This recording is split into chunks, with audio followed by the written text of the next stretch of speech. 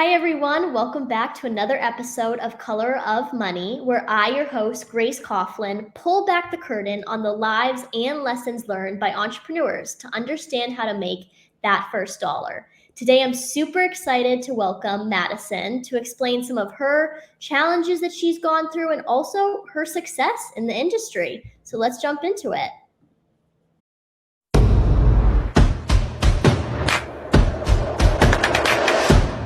Hi, Grace. Thanks so much for having me today. Thank you so much for being on. We're so happy to have you. Thrilled to be here. Great. So just kind of kick things off. Do you want to just give us a little 30-second overview, who you are, what you do in the space? Yeah, absolutely. So I'm currently based in Boston, but for the last 5 years, I was based in San Francisco working full time in venture capital, where I invested in seed stage startups. I'm currently getting my MBA at Harvard Business School, and I'm Awesome. thank you. Yeah, continuing to be involved in the entrepreneurial ecosystem as a Mhm. fellow for Pear VC and also through my podcast. So I've been building my own podcast for the past 3.5 years, where Mhm. we work and partner with amazing founders who've raised through Series A, through IPO, Mhm. to tell differentiated stories in tech. And so I would say my current role in the ecosystem is really to be a connector through individuals who are looking for resources, capital, or a community, whether that be through the podcast platform or my work investing as well. That's awesome. Thank you so much for sharing. Just to kind of get a little more comfortable, I'm just going to go into a little speed round of 5 quick Great. questions to just show some color in your life. Amazing. So let's get started. What was the last gift you gave somebody? Ooh, that's a really good question. What was the last gift? Well, I just sent some cards out. I have Mm. a friend who just bought her first house, and so I just watercolored her a card and sent that out to her. That's Mm. like a fun thing I do for my friends. So, not like a full gift that I bought, but Yeah. kind of a kudos affirmation card. Totally. I feel like cards are very meaningful, sometimes more than a gift of any type. And So I everyone agree loves with getting a you. piece of mail they didn't expect. Totally. Totally. Next question. If you were an animal, what would you be? For sure, a bunny. Mm, Both because I've always loved bunnies. I think they just speak to me. They're so cute and cuddly.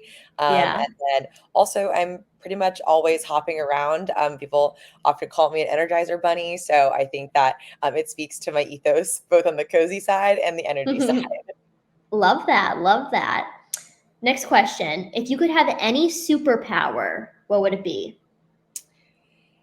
This is a tough one. I So think, many to choose from.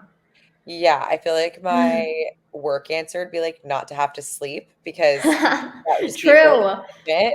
I actually Right. love sleeping though, so maybe like don't know if I want to get rid of that part of my life. Mm-hmm. So maybe just the ability to never stumble over your words and just always be able to sound super articulate Okay. and not have to think about what you're going to next say, just like cut right to the chase. That's a really good one. I've never heard that, but I totally agree with that. If I could just be like, never have to stop or think about what I was gonna say, that would Exactly. be that would be helpful in a lot of situations, for sure. Okay, next question. Do you have a favorite breakfast food? I'm not a huge breakfast like routine person, but I Mm-hmm. love a good brunch if I have an hour. So Yep. probably like a really yummy omelet with a bunch of stuff in it and like a full farmer's breakfast, like bacon and hash browns and everything like that. I feel like Totally. that's me almost every Saturday with that. Next question. What is an unpopular opinion you hold? Oh, I don't like fish. Don't like fish, I just okay. don't eat it. I kind of is a smell thing for me. Interesting. It's definitely a red flag, I know. But Do yeah, you like it's other seafood? no, I don't eat anything that comes from the Okay. ocean. So unpopular because my friends are always trying to get me to change my mind, but it just is Yeah. way for as long as I've known it. So Awesome. Okay, so yep, that was the fast five. Thanks for sharing a little of info course. into your life. That was fun. So let's just kick off with kind of like the first thing I would just love to ask is what made you take your initial jump? I know you talked about how you're very into venture capital. So what kind of made you jump into that and decide this is what I want to do? Yeah, so venture was really a part of my path and career, but it wasn't my first job. My first internship was at a small tech company founded by Dartmouth entrepreneurs called Okay. Animoto. I was actually 15 at the time, and it was in New Wow. York, and it got me the chance to really see what was happening inside of a startup. I was Hmm. helping support their marketing efforts, and it was in the consumer space at the Yep. time in which a lot of people were building consumer companies through a social lens. And I think for me, that really kickstarted my interest in how the internet is helping to connect people through Hmm. technology. And I then went on to like start a little fashion blog and really just get excited about, all the different ways the internet can leverage the one to many mentality. And Hmm. for me, I would say over the course of my career, that's continued to be a thread. And so when I ultimately did go into investing after having been a product manager as my first official job out of college, Hmm. I really knew that I wanted to double down on helping individuals build their vision for the future through this lens of technology. And Got so it. I was excited to apply that in a role where I actually was doing early stage investing. And so really honing in on that like idea and person stage. Totally. I mean, wow, 15 is young. That's crazy, but I feel like when you're that young, you can tell when you really love something and have a passion for something, and that obviously sparked your ideas for future endeavors of things that you wanted to accomplish. So, I think that's really amazing. Never too young to start. I feel like that's like a very important thing that a lot of people don't realize, that they think they have to be like 30 to like jump into this stuff when you really don't. And you have so many less barriers for failure when you're younger. There Totally. isn't anyone you're supporting. I didn't actually have bills to pay because I was still living with my parents. So there Yeah, was a lot more room to get creative. And I think that mindset of creativity has definitely translated to now, as a full-fledged adult. totally. You talked a little bit about like the fashion industry. Can you just go into a little more detail on what you did in that Yeah, space? so my first role out of college was a product manager at Gap Inc. I was working Okay. for their back end supply chain team on our product management group. We specifically had built a number of in house technology platforms, such as our order management system, our returns pipeline and processes. So I was actually working with our engineers and also with our business stakeholders who were the Hmm. brands that are under the Gap Inc. umbrella.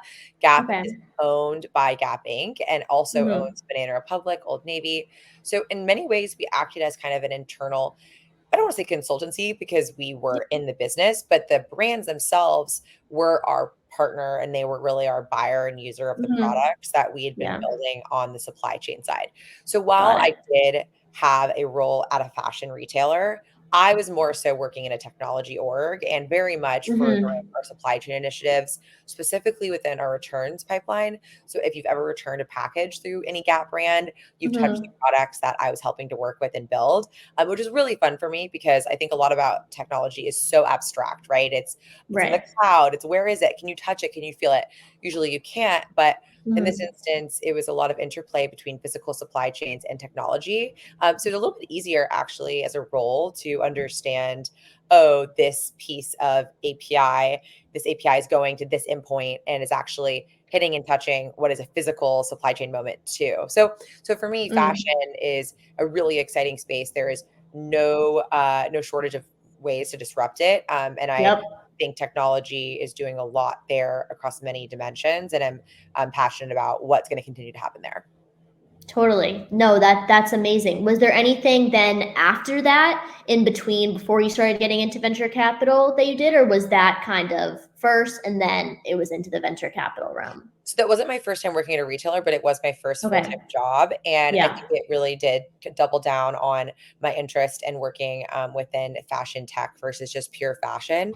Got Um, it. and I think that's where my interest and kind of innovation capacity lies. So then when I ultimately did do investing, the first two investments that I helped Mhm. my firm to do touched consumer and touched retail Got because it. I kind of brought in that knowledge base. Totally. I think that's so important because you're not just kind of diving into it, into cold waters, Yeah, not knowing what you're really getting into, but you obviously have a lot of experience and the background to be like, okay, this is what I know I want to do. I want to make this jump into this next thing. absolutely. Totally. That's awesome. Would you say that when you were kind of making that jump into the investing sector, was there anyone that was kind of like, oh, I don't know if you should go into this, or anyone you had to kind of convince to that this was like the right choice for you? Well, it's always your life, so hopefully you've convinced yourself True, first and true. foremost, and Yeah. then, have the conviction in who you are and your identity, such Mhm. that your community around you supports you. Um, Mhm. I can't think of if there was, like, one particular person who was Yeah. more of a naysayer. I have a Mhm. pretty supportive community, but what That's I would great. say is maybe a question that arose was, Mm. are you going into venture too early? Is this something that you should be doing after getting a few more years of operating experience? And I think that's a really fair question. So Mhm. many founders appreciate working with operators who have had a lot of experience under their belt and can speak specifically to some of the nuanced learnings that come with starting a Mhm. company. So for me, it was the right time to actually go more generalist. I was debating Yeah. between a role at an early stage startup in product in retail supply chain or Mhm. going to work at Defy. And Mhm. at the time, it felt like I could double down on a strength that I knew I had and a skill set that I already knew and wanted to get better at. Or I could challenge myself out of that specific narrower field and into the broader world of innovation. And it was just the right decision and the right time for me to go broad. Yeah. It's not always the case for everyone, but it's a question Mhm. worth asking. And so that's why for Yeah. me, whilst it was earlier in my career, it was also the right time in my career. Totally. And I think it's important, like you said, for you to be the first person that realizes that because everybody's going to have their own opinions on, oh, you shouldn't do this, you should do this. So I feel like just having the confidence in yourself is also key to know that I can do this, like this is my time to jump into that. And everyone has their own risk tolerances. And so Mhm. you can't benchmark someone else's advice, which is based on their risk tolerance, to yours Yeah. because they don't actually have all the information. They're never going to be able to. So you do have to get confident in making decisions that you know are going to work for you. Yeah. And would you say you were always kind of like that, very confident, knew what you wanted, or do you feel like that's something that has increased over time in your career? Something that I have learned through my podcast, actually, and speaking Mhm. to a number of different types of leaders, some of whom are women, Yeah. some of whom are not, is specifically that imposter syndrome is a concept that is often perceived as a curable condition. But Mhm. actually, I'm pretty convinced it's chronic. And what I mean Mhm. by that is that there isn't a moment in time where you officially stop feeling imposter syndrome. Yeah. It can creep up on you after years in the workforce. In fact, it can happen sometimes when you're a public company CEO, even if Mhm. you haven't felt a sense of it for 10 years. And so for me, confidence is something that will always be a challenge because there is always going to be things in your career and in your life that are going to undermine or undercut what might have already made you feel confident. And so Right. it's more about how do you deal with those conflicts, how do you deal with those Mhm. moments and push beyond so that you build a foundation and a base. But building that foundation and base does take time. So Yep. absolutely, like, not always as quote unquote confident Yeah. as I am today. But I've had incredible mentors. I've had incredible experiences. I've built a narrative and a talk track for myself that helps to build and gain that conviction in my own self. And so Mhm. I have my good and my bad days. Absolutely. Mhm. Talking to you on a Yeah. podcast. Hopefully I'm able to bring it. But in Mhm. general, it's something that everyone is working on, everyone's always working on, and I don't think that it ever ends, and that's just a part of, being true to yourself and leaning into those moments. Yeah, I mean, I totally agree. I definitely think that confidence isn't necessarily something you're quote unquote born with. I think it's a skill that you learn and develop, and some are better than others, but it's constant, like you're constantly growing, you're constantly learning from your mistakes or successes or so what. So I feel I like can't that's, understate the value of having a soft landing in that if you have yeah. people in your corner who you can come home to at the end of the day or, that are just gonna be there for you. I mean, Yeah. there's always bad days, and so it's important Hmm. that when you are working through those, that you have people in your corner. So, shout out to my community who's always making sure that I have that. Yeah, I would love to dive a little deeper into, you said you had such a supportive community, which I personally feel like is so important for growing as yourself, but growing with people who understand you and who do similar things to you is also just such an important thing to have. So, how would you feel that your community has supported you? Any mentors that, you feel like or have really contributed to who you are as a person today? Yeah, it's hard to pin down just one person. I'll Totally. I'll name two that I think are really important to note. So one of my first internship bosses, her name's Nicole Mm-hmm. Maffeo. She was a Dartmouth 2012, so was 5 years ahead of me. And so I was my age now, basically, when she was having me as an intern. And she really just put me under her wing, totally adopted me, Yeah. and just gave me a lot of constructive feedback that was well measured and with love in my internship experience that helped to bolster me beyond that initial role. And while we haven't actually officially worked together in a capacity since, Mm-hmm. she's now a full-time founder. I'm incredibly proud of what she's gone on to do out of that initial experience. And Yeah. we remain very close. And I think Mm-hmm. I turn to her for advice. She's just, like I said, 5 years ahead of me. And Mm-hmm. there's just certain things that she's been able to see around the corner. But I think we have unwavering conviction in one another, and how we both are moving and shaking in the world together. So Mm-hmm. having someone who's just out around the corner from you is beyond helpful. But then I will say it's also really helpful to have someone who's in lockstep with you in your career path. Totally. So my podcast co-host Claudia, we're business partners there, but I was also an investor in her startup. We're Mm-hmm. more so out of the gate, started as product managers in the real world together and went different tracks, right? She became a founder, I became a funder, but that interplay has allowed really a quite close relationship. And I turn to Mm-hmm. her for a lot of big questions in my life, and she does the Yeah. same. And we have that shared trust and that shared understanding. Totally. I mean, that just, I feel like, helps you and the other person that's helping you just so much. And it brings more joy into your life, especially like with what you're Yeah. doing. And you can really have someone that you can lean on, which is a very important factor, I feel like, for everybody to have at least one person that they know they can go to when they're having a hard day, when they're struggling with something, just knowing that they have one person always with them. Totally. Yeah. Do you feel like when you do go through a challenging day or a challenging week or month that those are the people you lean on? Or are there any other things you do to kind of get yourself out of that mindset that, like, oh, nothing's working, I'm not doing anything right, just how to, change your mind on things? Yeah, I mean, obviously, community can be a really key component of mental health. I think Hmm. also have different rituals and routines. I mean, I'm a big tea drinker, so there isn't really a bad day when I'm having a matcha. So that's always a good moment for Totally. I me. literally have my cup of tea right here. I love Yeah. that. Yeah, exactly. So there's sometimes those little routine moments. I mean, not to sound trite, but always, getting a workout in makes things feel a little bit better. And then Yep. I also can love a good pump up playlist. So those are I just agree. Hmm. smaller things that if it's a darker day, you got to put Yeah. those on. And usually those turn things around a little bit. Totally. And it's great for everybody to have their own personal things that, they can just really clear their head. Like, I love just going on walks or runs outside, take a step back from my work, just get a new, fresh perspective, and then come back in ready to work again. So Exactly. I totally agree. That's great.